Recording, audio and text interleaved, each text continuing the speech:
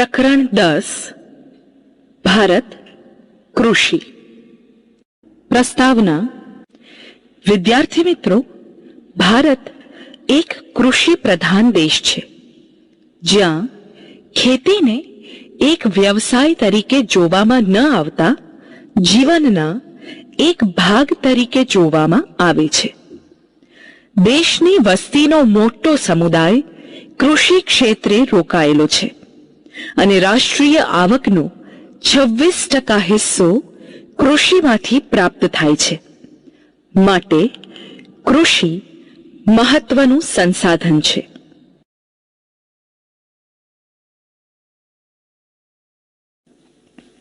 તો ચાલો સૌ પ્રથમ ભારતના કૃષિ પ્રકારો વિશે જાણકારી મેળવીએ। 1. આત્મનિર્વાહ ખેતી। સામાન્ય રીતે ખેડૂતની આર્થિક સ્થિતિ પ્રમાણમાં નબળી હોવાથી અને ખેતરોના કદ નાના હોવાથી અને છૂટાછવાયા હોવાથી મોટા ભાગના ખેડૂતો આ પ્રકારે ખેતી કરે છે અને નાના અને છૂટાછવાયા ખેતરો હોવાથી ખેડૂતને સુધારેલી ખેતી અને મોંઘા બિયારણો તથા ખાતરોનો ઉપયોગ કરવો પોસાય તેમ નથી। વળી સિંચાઈના પાણીની ઉપલબ્ધતા પણ ઓછી છે। આ સ્થિતિમાં કૃષિ ઉત્પાદન ઓછું થાય છે અને જે અનાજનું ઉત્પાદન થાય છે તેનો મોટો ભાગ ખેડૂત અને તેના કુટુંબના ભરણ પોષણમાં વપરાઈ જાય છે। કૃષિ ખેડૂતના કુટુંબના ભરણ પોષણ અને આત્મનિર્વાહ માટે થતી હોવાથી આ પ્રકારની ખેતીને આત્મનિર્વાહ ખેતી કહે છે। પરંતુ હવે સિંચાઈની સગવડ વધતા ખેડૂત શણ, શેરડી, કપાસ જેવા રોકડિયા પાક લેતો થયો છે। આમ આ કૃષિનું ધીરે ધીરે વ્યાપારિક કૃષિની દિશામાં પ્રયાણ થઈ રહ્યું છે। 2. શુષ્ક અને આર્દ્ર ખેતી। જ્યાં વરસાદ ઓછો પડે છે અને સિંચાઈની સગવડતાઓ પણ અલ્પ છે ત્યાં શુષ્ક ખેતી એટલે કે સૂકી ખેતી કરવામાં આવે છે। આ પ્રકારની ખેતીમાં જમીનમાં રહેલા ભેજનું વધુ મહત્વ છે। અહીં વર્ષમાં માત્ર એક જ પાક લઈ શકાય છે। અહીં જુવાર, બાજરી વગેરે જેવા પાકની ખેતી થાય છે। જ્યાં વધુ વરસાદ પડે છે અને સિંચાઈની સગવડતા પણ વધી છે તેવા વિસ્તારોમાં આર્દ્ર એટલે કે ભીની ખેતી કરવામાં આવે છે। આ પ્રકારની ખેતીમાં વર્ષમાં એક કરતાં વધુ પાક લઈ શકાય છે। અહીં ડાંગર, શેરડી, શાકભાજી વગેરેની ખેતી થાય છે। 3. સ્થળાંતરિત ખેતી। સ્થળાંતરિત ખેતીમાં જંગલોના વૃક્ષોને કાપીને જમીન સાફ કરવામાં આવે છે અને તેમાં ખેતી કરવામાં આવે છે। 2-3 વર્ષ બાદ જમીનની ફળદ્રુપતા ઘટતા તે વિસ્તાર છોડી લોકો બીજા વિસ્તારમાં સ્થળાંતરિત થઈ ત્યાં એ જ પદ્ધતિથી ખેતી કરે છે। આ ખેત પદ્ધતિને સ્થળાંતરિત ખેતી અથવા ઝૂમ ખેતી કહે છે।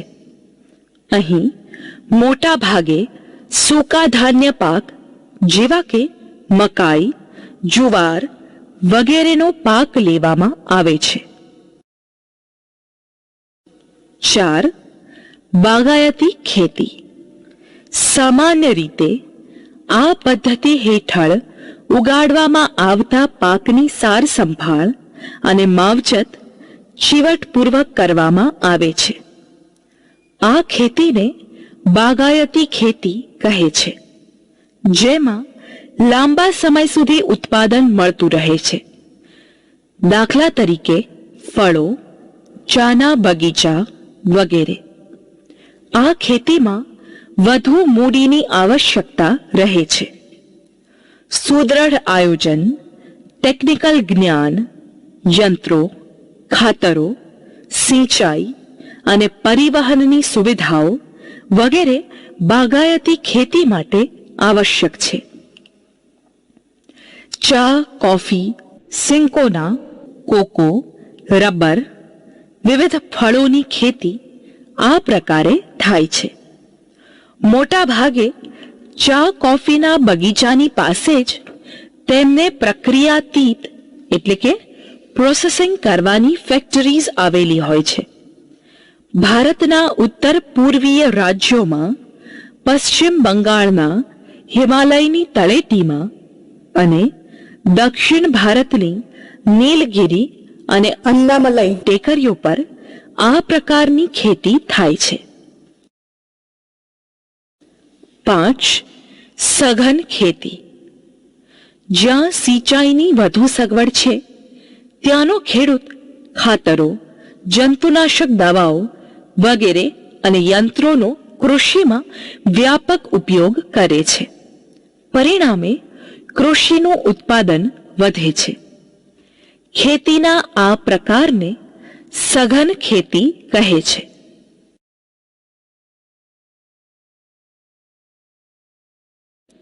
મિત્રો, હવે જુદી જુદી ખેત પદ્ધતિઓ વિશે ટૂંકમાં જાણીશું. ભારતનો ખેડૂત ખેતી કરવા માટે વિવિધ પદ્ધતિઓનો ઉપયોગ કરે છે. તેમાં સજીવ ખેતી, પોષણક્ષમ એટલે કે ટકાઉ ખેતી, મિશ્ર ખેતી વગેરે વધુ પ્રચલિત પદ્ધતિઓ છે. આ પદ્ધતિઓનો અમલ કરવા પાછળનો મુખ્ય આશય એ છે કે ખેત ઉત્પાદનમાં વધારો થાય અને જમીનની ફળદ્રુપતા જળવાઈ રહે. મિશ્ર ખેતીમાં ધાન્ય ઉપરાંત પશુપાલન, મરઘા બતકા ઉછેર, મત્સ્ય અને મધમાખી ઉછેરનો સમાવેશ કરવામાં આવે છે.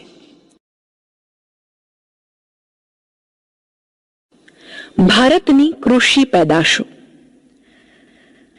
આબોહવા અને જમીનની વિવિધતા હોવાથી ભારતમાં કૃષિ પાકોમાં વૈવિધ્ય દેખાય છે. ધાન્ય પાક, ઘઉં, જવ, ડાંગર, બાજરી, જુવાર, મકાઈ. કઠોળ, તુવેર, મગ, ચણા, વાલ, મઠ આદિ. તેલીબિયા, મગફળી, તલ, સોયાબીન, સરસવ, એરંડો વગેરે. પીણા, ચા, કોફી, કોકો. રોકડિયા પાક, કપાસ, શેરડી, શણ, તમાકુ. અન્ય પાકો વિવિધ ફળો, કઠોળ, શાકભાજી, ફૂલો. ભારતમાં આબોહવાકીય પરિસ્થિતિના સંદર્ભમાં કૃષિ પાકને 3 વિભાગમાં વહેંચી શકાય. ખરીફ પાક. ચોમાસામાં લેવામાં આવતા પાકને ખરીફ પાક કહે છે. ખરીફ પાકનો સમય જૂન જુલાઈથી ઓક્ટોબર નવેમ્બર સુધીનો હોય છે. ડાંગર, મકાઈ, જુવાર, બાજરી, કપાસ વગેરે ખરીફ પાક છે. રવિ પાક. શિયાળામાં લેવામાં આવતા પાકને રવિ પાક કહે છે. રવિ પાકનો સમય ઓક્ટોબર નવેમ્બરથી માર્ચ એપ્રિલ સુધીનો હોય છે. ઘઉં, ચણા, જવ, સરસવ વગેરે રવિ પાક છે. જાયદ એટલે કે ઉનાળુ પાક. ઉનાળામાં લેવામાં આવતા પાકને જાયદ પાક કહે છે. જાયદ પાકનો સમય માર્ચથી જૂન સુધીનો હોય છે. તરબૂચ, કાકડી, વિવિધ શાકભાજી જાયદ પાક છે.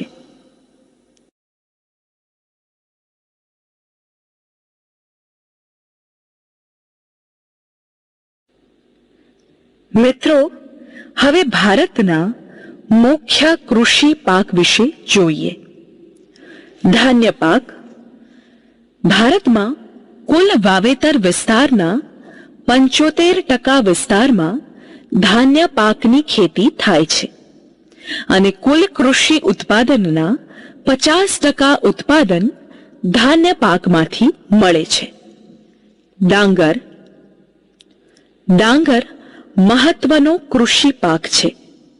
કુલ વાવેતર વિસ્તારના 1/4 ભાગમાં ડાંગરનું વાવેતર થાય છે. ચીન પછી ભારત સૌથી વધુ ડાંગરનું ઉત્પાદન કરે છે. ભારત ચોખાની નિકાસ યુએસ અને યુએઈ જેવા દેશોમાં કરે છે.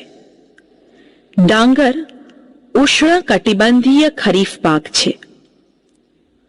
સિંચાઈની મળતી જતી સગવડના પરિણામે હવે તે ઉનાળામાં પણ લઈ શકાય છે. નદીઓના મેદાનની કે મુખત્રિકોણ પ્રદેશની કાંપની ફળદ્રુપ જમીન, ગરમ અને ભેજવાળી આબોહવા, 100 સેન્ટીમીટર કે તેથી વધુ વરસાદ અને 30 ડિગ્રી સેલ્સિયસથી 40 ડિગ્રી સેલ્સિયસ તાપમાન આ પાકને વધુ માફક આવે છે. ભારતમાં પશ્ચિમ બંગાળ, તામિલનાડુ, આંધ્રપ્રદેશ, ઉડીસા, ઉત્તર પ્રદેશ, મધ્યપ્રદેશ ડાંગરના મુખ્ય ઉત્પાદક રાજ્યો છે. પશ્ચિમ બંગાળ, તામિલનાડુ, બિહાર જેવા રાજ્યોમાં ડાંગરનો પાક વર્ષમાં 2 વાર લેવામાં આવે છે. ગુજરાતમાં પંચમહાલ, અમદાવાદ, ખેડા વગેરે જિલ્લાઓમાં ડાંગરનો પાક લેવામાં આવે છે. ઘઉં. ભારતમાં ડાંગર પછી ઘઉં મહત્વનો કૃષિ પાક છે. કુલ વાવેતર વિસ્તારના 6 ભાગમાં ઘઉંની ખેતી થાય છે. ઘઉં સમશીતોષ્ણ કટિબંધીય રવિ પાક છે. ઘઉંના પાકને કાળી કે ફળદ્રુપ ગોરાડુ જમીન, 20 ડિગ્રી સેલ્સિયસથી 30 ડિગ્રી સેલ્સિયસ જેટલું તાપમાન અને 45 સેન્ટીમીટરથી 75 સેન્ટીમીટર વરસાદ વધુ માફક આવે છે.